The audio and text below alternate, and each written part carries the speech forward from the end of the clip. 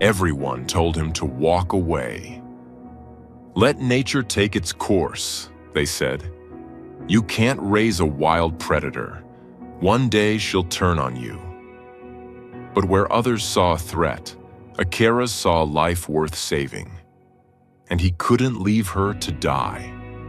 He turned his kitchen into an ICU, sleeping on the hardwood floor just to keep her calm.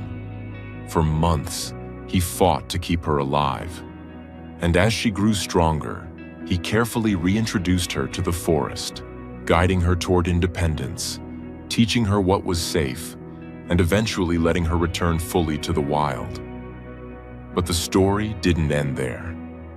The bobcat kept coming back to visit him for years, until one day she returned, and she didn't come alone. Before we start, hit the like button and make sure to subscribe if you haven't, and hit that notification bell so that you won't miss any new stories. The early morning light over the Ozark foothills was usually a source of comfort for Akira's, a man whose life moved in rhythm with the rising and setting of the sun. The air was crisp, carrying the scent of damp pine needles and the earthy musk of thawing soil. It was a bright, clear Tuesday in late October, the kind of day that usually promised productivity and the quiet satisfaction of farm work. But as Akira's drove his battered pickup truck down the gravel lane toward the main road, the brightness of the morning did little to illuminate the shadow that caught his eye near the pasture gate. Akira's was a man of few words, weathered by 60 years of American sun and wind. He had lived on this land alone since his wife passed 5 years prior, filling the silence with the hum of machinery and the rustle of wind through the corn stalks. He knew every dip in the land, every fox den, and every hawk's nest. So, when he saw the small, motionless bundle of mottled fur pressed against the fence post, he knew immediately that it didn't belong. He stopped the truck, the engine idling with a rough cough, and stepped out. His boots crunched on the gravel. As he approached, the bundle shifted slightly, revealing not a domestic barn cat, but the unmistakable tufted ears and bobbed tail of a lynx rufus, a bobcat. She was tiny, a kitten no more than a few weeks old, but she was in a state that would break the heart of the hardest man. Her fur, usually a beautiful tapestry of spots and stripes designed for camouflage, was matted with mud and burrs. Her ribs were visible, jutting out painfully against her loose skin. She was lying in the dirt, her eyes shut tight against a world that had seemingly abandoned her. Akira's knelt, his knees popping in the cold air. "Hey there, little one," he whispered, his voice raspy from disuse. The kitten let out a sound that wasn't a growl or a hiss, but a weak, desperate mewl. It was the cry of an animal that had given up. Akira's looked around, scanning the tree line for a mother. A mother bobcat is fiercely protective. She would not leave a kitten this young exposed in the open unless she was dead. It was hunting season in the county. The gunshot echoes that sometimes rolled over the hills in the evenings told the likely story. This kitten was an orphan, a casualty of the season, starving, frightened, and too exhausted to even try to run away. He reached out a calloused hand. The kitten flinched but didn't pull away. She simply didn't have the energy. Akira scooped her up. She weighed nothing, a feather made of bone and desperation. She was cold, dangerously so. He tucked her inside his flannel jacket against the warmth of his chest and turned back to the truck. The farm work would have to wait. The first 24 hours were a battle fought in the kitchen of Akira's farmhouse. He called the local animal services first, hoping for a professional to take over. The voice on the other end was sympathetic but firm. "We're overrun, Mr. Akira's. Unless she's injured, we don't have the staff for neonatal wildlife. Most folks just let nature take its course." Akira's hung up the phone. He called a friend, a neighbor down the road named Elias, who had hunted these woods for 40 years. "You found a bobcat?" Elias asked, incredulous. "Akira's put it back. You can't raise a wild cat. It's a predator. It's got bacteria, parasites. And besides, if the mother's gone, that's just the way of the woods. Don't interfere." "She's dying, Elias," Akira said, looking at the limp form on a heating pad in a cardboard box. "Everything dies," Elias replied. "Don't make it your problem." But Akira's hung up again. He looked at the kitten. She was shivering, her body trying to generate heat she didn't have the fuel to produce. He knew enough about animals to know that hypothermia would kill her before starvation did. He kept the heating pad on low, wrapping a towel around it to prevent burns, a crucial step in wildlife triage, and began the slow process of rehydration. He mixed a Pedialyte solution, warming it slightly. Using an eyedropper, he touched a drop to her pale gums. She didn't swallow at first. He waited. He tried again. A tiny pink tongue flicked out. A victory. For the next 2 weeks, Akira's didn't sleep more than 2 hours at a stretch. He named her Emma, a soft human name for a creature of the wild, perhaps to bridge the gap between their species. He ordered high-quality milk replacer designed for wild felines, knowing that cow's milk would cause fatal diarrhea. He stimulated her to go to the bathroom with a warm, damp cloth, mimicking the tongue of the mother she had lost. The nights were the hardest. In the wild, a kitten sleeps in a pile with siblings and a mother. Alone in the box, Emma would wake up screaming, a piercing, lonely cry that echoed through the empty farmhouse. It was a sound of pure terror. The first night she cried like that, Akira's tried to ignore it, thinking she needed to learn.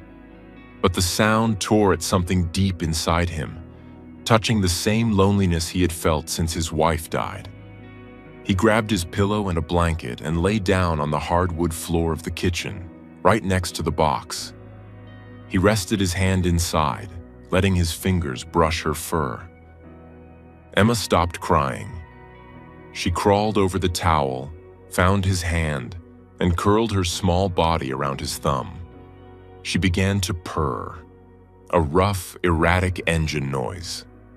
Akira's fell asleep on the floor, his back aching, but his heart strangely full. As the weeks turned into months, the snow began to fall, blanketing the farm in white. Emma grew. The starving scrap of fur transformed into a sleek, muscular adolescent. Her spots darkened, her ear tufts grew long and elegant, and her eyes turned from baby blue to a piercing, intelligent gold. Akira's knew he walked a dangerous line. In wildlife rehabilitation, the goal is to keep the animal wild, to prevent them from imprinting on humans. But Emma was a singleton orphan. She had no siblings to wrestle with, no mother to teach her boundaries. Akira's became her mother, her playmate, and her teacher. He dedicated his days to her education. He couldn't teach her to hunt like a bobcat, but he could provide the environment for her instincts to wake up. He dragged turkey feathers on strings across the living room floor to hone her reflexes. He hid food in puzzle boxes to teach her problem solving. When she was 4 months old, he began taking her outside. He didn't use a leash. He simply opened the back door and walked out. Emma would follow, stepping high through the snow, her oversized paws acting as natural snowshoes. "Come on, Em," he'd call softly. She would dash up a tree, scaling the bark with terrifying speed, then look down at him, chirping. Bobcats are quiet creatures, but they have a vocabulary of chirps, growls, and purrs. Emma talked to Akira's constantly. He taught her what was dangerous, When a neighbor's dog barked in the distance, Akaris would freeze and make a low warning sound.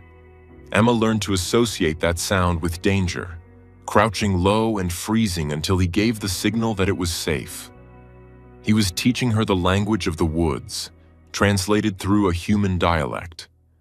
However, the criticism from his community didn't stop.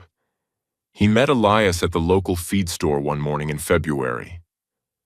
"Heard you still got that cat," Elias said, leaning against the counter.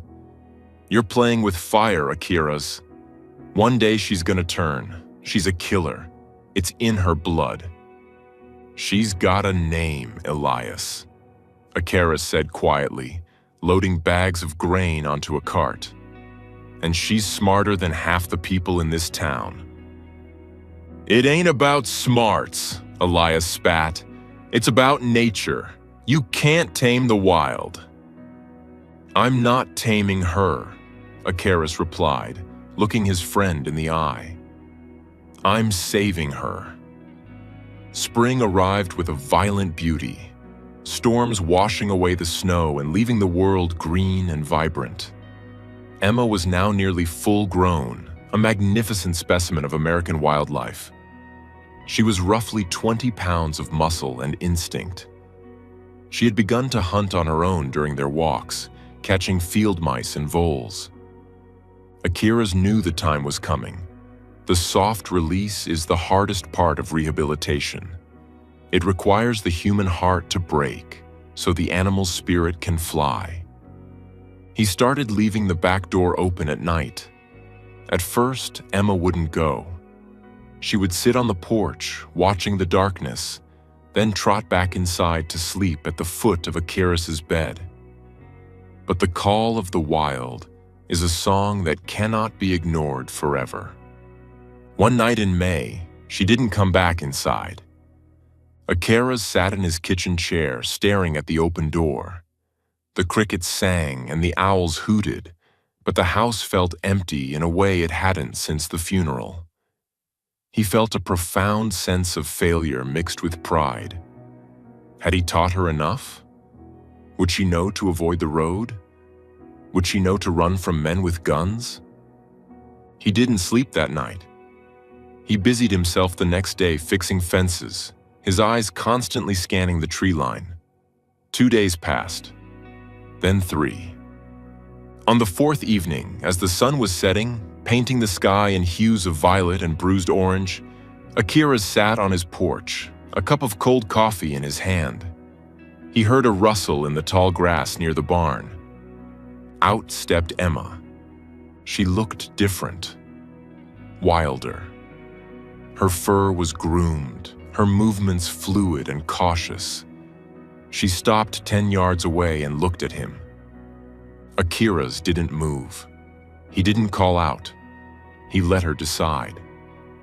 Emma trotted forward, closing the distance.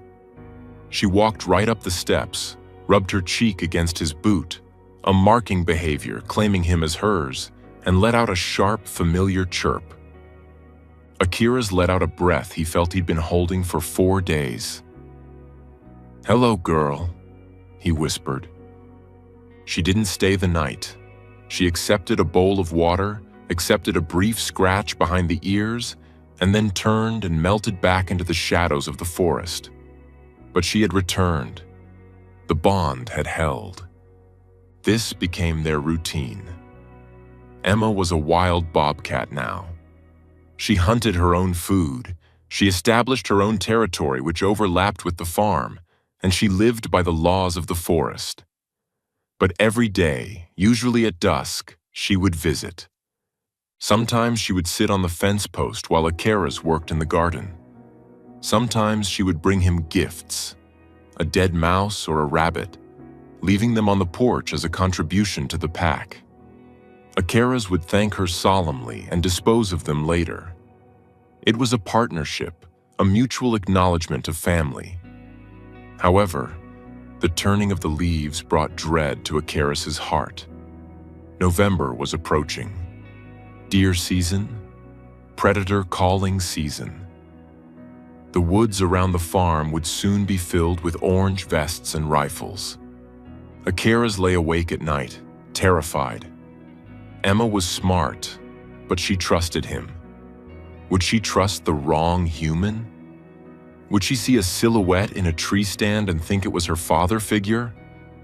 He knew he couldn't lock her up. That would destroy her soul. He had to change the world she lived in. It was a radical idea, one born of desperation. He went to the town hall where the local hunting club held their monthly meeting. He walked in, a farmer among sportsmen, men who viewed predators as competition for deer and turkey. "I need to ask a favor," Akiras announced, standing at the front of the room. The room went quiet. Elias was there, sitting in the front row. "What is it, Akiras? Need help with the harvest?" "No," Akiras said. "I want to invite you all to my farm, tomorrow evening. Leave your guns in the trucks. I want you to meet someone." The curiosity was palpable.